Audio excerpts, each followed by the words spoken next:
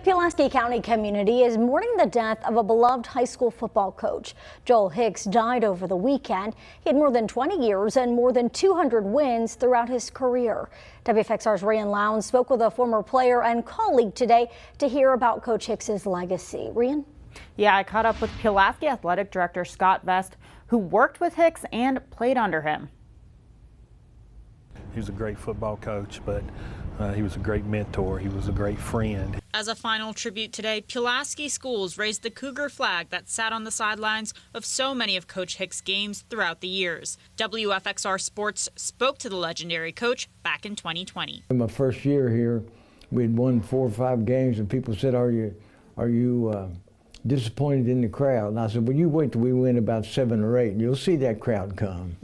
Aside from 210 wins, one of which was a state championship, Vest says Hicks also invested his time in the Special Olympics at Pulaski County schools. He also introduced a weightlifting program to the schools, and Vest says Hicks practically built the Pulaski football team from nothing. We didn't have a lot of success in football until Coach got there in 1979, and it was just like almost immediately, things just turned around. Coach's first year he went 9-3, got into the state playoffs, beat the #1 team in the state, GW Danville,